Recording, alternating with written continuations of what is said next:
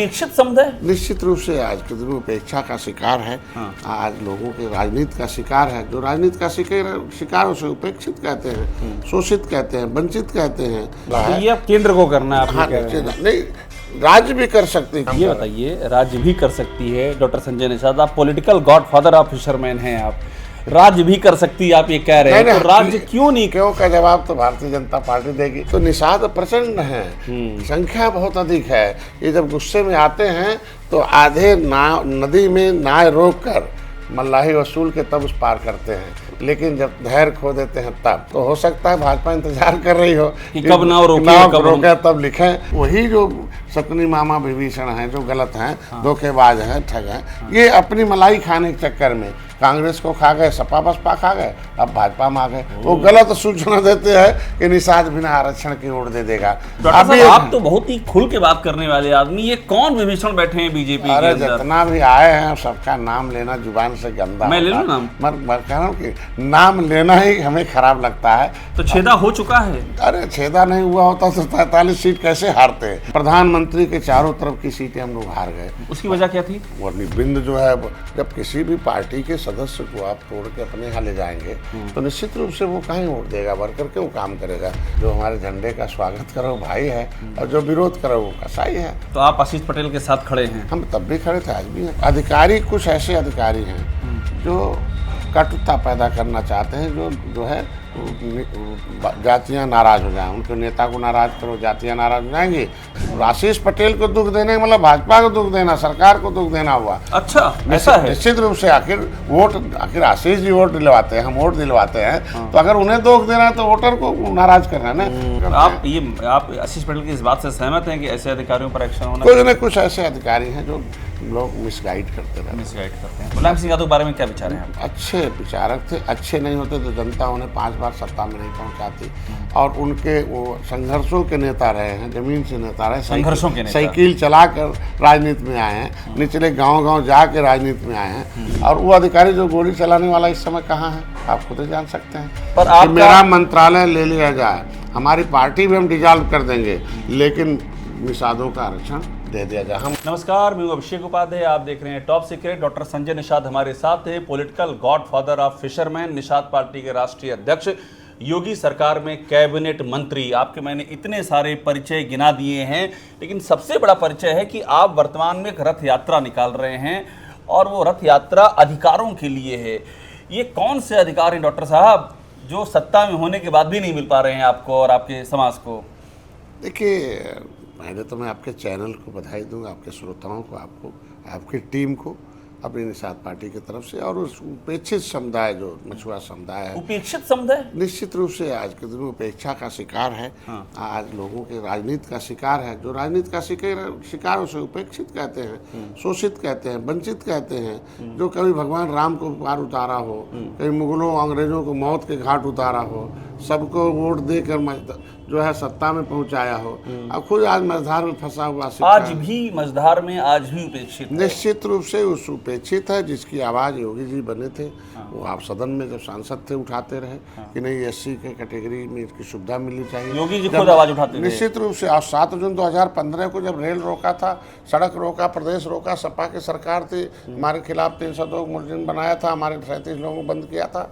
उस समय मेरे लिए आंदोलन भी सड़क पर किया, कमिश्नर ऑफिस के सामने नीचे बैठ कर धरना कि नहीं निषादों का एससी का प्रमाण पत्र मिलना चाहिए, हकदार हैं ये अनुसूचित जाति के। हम क्रिमिनल ट्राइब्स एक्ट से प्रभावित जातियाँ लोग हैं। हम अंग्रेजों मुगलों को मौत के घाट उतारने के नाते हमें उन्होंने जन्मजात अपराधी घोषित किया था। ये बताइए, आपने अभी कहा कि आपकी बातों से मुझे इतने सारे अर्थ मिल रहे हैं, इसलिए आपसे क्षमा के साथ मैं आपको बीच में रोक लेता हूँ। आपने कहा कि योगी जी आवाज बने थे, संसद में उठाए थे, और आपने कहा आप उपेक्षित भी हैं निषाद समाज, सत्ता में योगी जी हैं, मुख्यमंत्री वो हैं, तो ये दोनों एक साथ कैसे डॉक्टर साहब? देखिए, अभी उनको धन्यवाद देता हूँ कि सत्ता में आने के बाद उन्होंने जब दिया कि साहब इस तरीके से आपने किया था। और केवट मल्ला मझवार अनुसूचित जाति के था, पहले मुख्यमंत्री हैं योगी जी जो हमारी इस बातों को संज्ञान में लिया।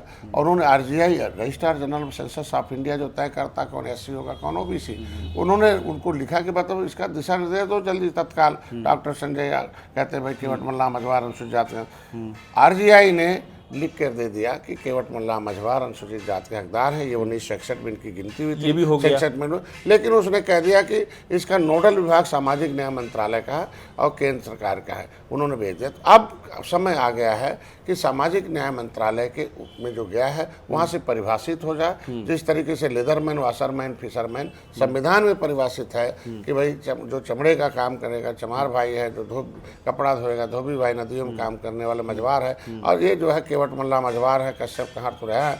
तो ये परिभाषित होने का मामला है। ये अब केंद्र को करना है, आप हाँ, ये कह रहे हैं। नहीं, राज्य भी कर सकती, क्योंकि अभी राज्य भी कर सकती क्यों नहीं, है। उत्तराखंड में अभी एक शासनादेश जारी हुआ, शिल्पकार जाति नहीं जातियों का समूह है और समूह है, लेकिन जिसको लेना चाहिए वो तो सामने आए, जनता को चाहिए, युवाओं को चाहिए, गरीबों को चाहिए, वो बाहर जाना तो ये हमारे काम ये का है। बताइए, राज्य भी कर सकती है। डॉक्टर संजय निषाद, आप पॉलिटिकल गॉडफादर ऑफ फिशरमैन हैं, आप राज्य भी कर सकती है, आप ये कह रहे हैं, तो राज्य क्यों नहीं कर रही है? किया है, क्यों का जवाब तो भारतीय जनता पार्टी देगी। क्यों डॉक्टर साहब, बीजेपी का प्रचंड बहुमत है, जिसमें कि आप इस समय मंत्री हैं, कैबिनेट मंत्री हैं, और आप खुद कह रहे हैं कि राज्य सरकार कर सकती है।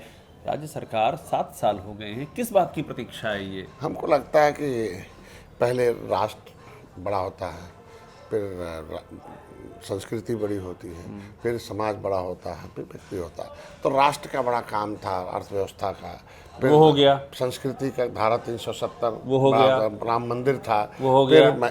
अपर कास्ट के 10% गरीबों का आरक्षण संविधान में नहीं वो भी लिखा, हो वो हो गया। गया, महिलाओं का आरक्षण हो गया। हाँ। तो हमको लगता है कि अब निषादों का नंबर है। धैर्य बहुत है आपके अंदर। नहीं, धैर्य नहीं है। जो कहे प्रचंड बहुमत है, तो निषाद प्रचंड है, संख्या बहुत अधिक है। ये जब गुस्से में आते हैं तो आधे नाव नदी में नाव रोक कर मल्लाही वसूल के तब उस पार करते हैं, लेकिन जब धैर्य खो देते हैं तब भगवान राम को पार तो उतारा। नाव बीच नदी में रोक भी सकते हैं निषाद। रोक ही दिया, तभी तो नाम निकाला। सपा की नाव रोक दिया 2016 में, तब जाके उसमें से ओबीसी से नाम निकला। तो हो सकता है भाजपा इंतजार कर रही हो कि कब नाव रोके, कब रोके तब लिखें। भाई इसीलिए तो जगा रहा हूँ 70, क्योंकि बीच में जो रुकावट कौन है मैं बता दूं। देखिए, संदेश के आधार पर कौन है रुकावट? संदेश के आधार पर सरकार चलती है। संदेश जो है सूचना के आधार पर, ये सूचना जो सामाजिक सूचना देने वाले हैं, इस तरीके से एक मंथरा के कारण भगवान राम को 14 वर्ष वनवास जाना पड़ा, जंगलों में रहना पड़ा। ये एक शकुनी मामा चलते कौरवों को क्या झेलना पड़ा है। इसी तरीके से ये जो कुछ हमारे बिरादरी के नेता हैं जो कांग्रेस में रहे, बर्बाद किया कांग्रेस भी बर्बाद हो गई, निषाद भी बर्बाद हो गई। सपा में थे, सपा भी बर्बाद हो गई। भाई सपा गलत फैसला ले रही थी जब हमारा, बीजेपी में आ गए हो सब। और उसके बाद बसपा में थे, बरतीन की जमीन छीनी गया। जब वहाँ थे, जब आरक्षण लूटा जा रहा था, अधिसूचना जारी हो रहा था, तो अब वो जब निषाद जान गए कि अरे यार सपा ने गलत फैसला लिया, बस हटाओ इनको, तो वही जो शकुनी मामा विभीषण हैं, जो गलत हैं, धोखेबाज हैं, ठग हैं, ये अपनी मलाई खाने के चक्कर में कांग्रेस को खा गए, सपा बसपा खा गए, अब भाजपा में आ गए। वो गलत सूचना देते हैं कि निषाद बिना आरक्षण के वोट दे देगा। अब मलाई खाते हैं भाजपा के साथ, अब मौका देखते हैं जहां भी होगा निषाद को कहते हो डॉक्टर संजय है, आया है ना, निषादों का कांशीराम अम्बेडकर बन जाएगा अगर आरक्षण दे देगा, ये कहते हैं। दूसरी एक पार्टी खड़ी हो जाएगी, निषाद पार्टी। अरे हम कहते हैं कुल ले लो हमारा, पार्टी भी दे देते हैं, आप दे देंगे पार्टी, लेकिन हमारे लोगों का आरक्षण लिख दे, लिख के, मतलब हमारे लोगों का आरक्षण लागू कर दे। आप तो बहुत ही खुल के बात करने वाले आदमी, ये कौन विभीषण बैठे हैं बीजेपी के अरे अंदर? जितना भी आए हैं सबका नाम लेना जुबान से गंदा, मैं ले लूं नाम? मैं कह रहा हूँ कि नाम लेना ही हमें खराब लगता है, क्योंकि तो कैसे एडजस्ट कर रहे हैं आप बीजेपी के अंदर फिर इन सब ये लोग? अब बीजेपी को फैसला, बड़ा भाई है ना, हम तो नाव, जिसमें नाविक बैठता है कभी डूबने नहीं देता है, लेकिन अब बड़े भाई हैं तो मैं चाहता हूँ जो छेदा करने वाले हैं तो उनको उठा के किनारे करें। तो छेदा हो चुका है? अरे छेदा नहीं हुआ होता तो 43 सीट कैसे हारते? 186 सीट जीती हुई सीट है लोकसभा में। हमने 2019 में सपा बसपा एक हो गई थी, ऐतिहासिक जीत दिया, सब मोदी जी प्रधानमंत्री बने। 2022 में भी ऐतिहासिक जीत दिया हमने देखिए कितनी हारी हुई सीटें जितवाया। तो 2023 में आए, 2024 में आते आते फिर ये हुआ कि अरे डॉक्टर संजय तो सपा बसपा एक होने के बाद भी निषादों का वोट एक तरफा उसके कहने पर वोट पड़ रहा है। 22 में भी दे दिया, अब आगे देता रहते हो। अब निषादों उन्हीं का पैसा लेके, भाजपा का गाड़ी लेके, भाजपा का टेंट लेके बुलाते हैं और दूसरे से कहवाते हैं आरक्षण नहीं तो वोट नहीं, और नतीजा अंदर से देखो कमल के विरोध में वोट डलवाते हैं। तो इसी को कहते हैं धोखेबाज।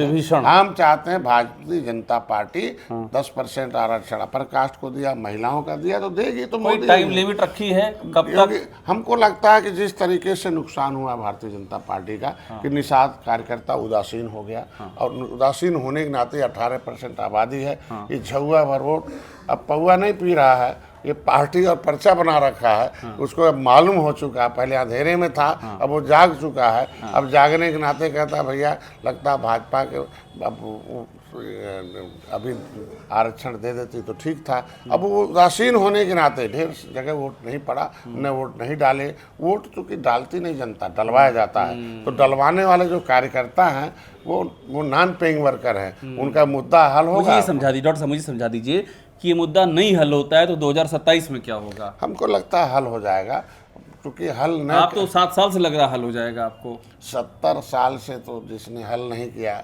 है, तो हमारे लोग हल चला रहे हैं। धैर्य है आपके अंदर। हमारे लोग देखो जो हल चलाने वाली जाति थी वो आज जो है कलम चला रही है। जो हरवाह थे हाकिम हैं, हमारे लोग निषाद राज के वंशज हैं। आज देख लो क्या है सर पर। डॉक्टर साहब मुझे एक सवाल मेरा इससे हट करके, अब दूसरा सवाल ये है कि आप बार बार ही क्यों कहते हैं कि हमसे सिंबल नहीं दे रहे हैं, सीटें नहीं दे रहे हैं, हमारा वोट बैंक ले रहे हैं? ये पीड़ा क्यों है आपको? ये मैं कह रहा हूँ कि जैसे होता है ना सलाहकार कैसे हैं, तो सलाहकार ऐसा होना चाहिए क्रिस जैसे, युद्ध जीत जाए। युद्ध जीतने के लिए सलाहकार है, न कि युद्ध हराने के लिए है। भाई आखिर विनोद बिंद जो है हमारी पार्टी सपा में थे, सपा में उपेक्षित घूम रहे थे, मैंने ला के विधायक बनाया हमारे लोगों ने। तो एक बिंदु की पहचान थी ना, बिंद भाई अलग अलग। किसकी बात कर रहे हैं आप इशारों में बार बार? वो कौन विभीषण हैं जिनको आपने तो बनवा उसके दिया? बाद पता चला कि उन्होंने उसको जाके भाजपा से लड़ाते, निषाद पार्टी सिंबल से लड़ाते, फिर जीत जाते। नहीं समझे? अब उसे भाजपा ही बनाने का क्या मतलब था? मेरे कहने का मतलब ये था। और नतीजा क्या हुआ? तमाम बिंद है कह अरे यार ये तो तोड़ फोड़ रहा, उदासीन हो गए। बिंद की बात कर रहे हैं आप? प्रधानमंत्री के चारों तरफ की सीटें हम लोग हार गए। उसकी वजह क्या थी? बिंद जो है, जब किसी भी पार्टी के सदस्य को आप तोड़ के अपने यहाँ ले जाएंगे तो निश्चित रूप से वो कहीं वोट देगा, वर्कर क्यों काम करेगा? हैं आज के दिन में बनारस के आसपास निषाद पार्टी की जो सिंबल है, सिंबल के लिए काम करता है ना, कि इसी से हमारा युद्ध जीतेंगे, साथ में है। तो साथ का मतलब होता है कि सिस्टम है साथ। तो अगर निषाद पार्टी सिस्टम में है तो निषाद पार्टी सिंबल मिला। जैसे 2022 में सिंबल दिया, देखो ऐतिहासिक जीत हुई। फिर 2024 में दे देते, क्या था? आखिर 43 सीट हार गए, हम 1-2 सीट दे देते, क्या दिक्कत था? हम तो कहते हैं हमें हारी हुई सीटें ले गया था 15 में से 11 जीत गया। मिल्कीपुर भी मांगा था क्या? नहीं, मिल्कीपुर नहीं, उस समय हमने मांगा था, फतेहपुर हमने मांगा था, सुल्तानपुर हमने मांगा था, भदोही हमने मांगा था, इलाहाबाद है, चंदौली, ये सब निषाद बहुत लोकसभा में मांगा था। लोकसभा 4 सीटें मांगी थी। नहीं, हमने कहा उसमें से कोई एक सीट दे दो। नहीं दिया आपको एक भी? और उपचुनाव में मांगा था कि नहीं आपने? नहीं, उपचुनाव में तो हमारे 2 सीट थे ही हमारे। तो आपका सिंबल तो नहीं मिला? लेकिन उन्होंने नहीं सिंबल मिला, लेकिन उस समय बैठक हुई। उन्होंने कहा भाई देखो माहौल थोड़ा उल्टा हो गया, 43 सीट हार गए, जीत में बदला जा, जीत में बदला जा। आपका हमारा फार्मूला है, सीट बाद में है, जीत पहले है। तो बात जीत जाए तो उन्होंने कहा कि भाई आप करो, अब आरक्षण के मुद्दे पर हम मतलब हमने कहा हम समाज को किस मुंह से आपको वोट डलवाएंगे, क्या बताएंगे, कैसे वोट देगा समाज, कैसे जितवाएंगे उपचुनाव? तो हमारा कहना क्या, हमारा का मुद्दा हमारा हल करिए, हम नहीं लड़ेंगे, आप जितवा देंगे। तो हमने उन्होंने कहा कि नहीं ठीक है, इस पर चर्चा होगी और इस पर मुद्दे पर विचार किया जाए, हल किया जाए। तो अगर वादा किया तो उस वादे के साथ हम लोगों ने सीट नहीं ली और जीत दिया, तो अब उनका समय आ गया, तो इसलिए मैं उनको यात्रा के माध्यम से जगह। और अगर वादा ही पूरा नहीं हुआ तो? अब हमको देखिए, नहीं सवाल राजनीति में है नहीं, और हमेशा जब आपके कलम में विकल्प खुले हुए हैं क्या? कलम ताकत है भाजपा के पास। न देने से भाजपा को कोई फायदा हो तो शायद न दे, न देने से नुकसान है और देने से फायदा है। 9% ओबीसी में बंटवारा चाहती भाजपा, तो जब बांट ही रही है 9%, तो 9% में ऐड कर दे तो सब। दूसरा सवाल मेरा आपसे, दूसरा सवाल ये कि गोरखपुर में जो आपने सभा की उसमें आशीष पटेल आपके बगल में बैठे थे, तो आपने आशीष पटेल को क्या सोच के बुलाया था? वो तो सरकार से, योगी सरकार पे बहुत नाराज थे कि STF मेरे सीने पे गोली मारे, उनका ये बयान था। देखिए, हमारे लिए तो भारतीय जनता पार्टी और हमारे सहयोगी दल सब भाई हैं, जो हमारे झंडे का स्वागत करे वो भाई है, और जो विरोध करे वो कसाई है। कसाई है। हमारे यहाँ फार्मूला ही है।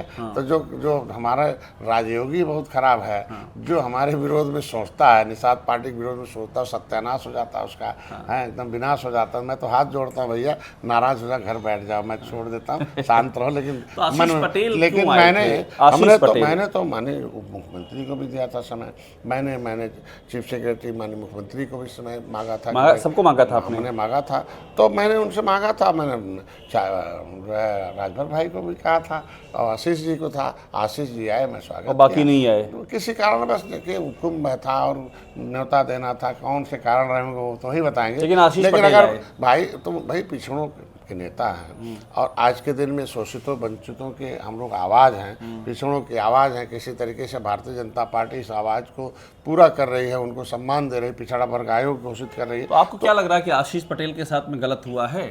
देखिए, किसी के आरोप लगाना आसान है, साबित करना कठिन है।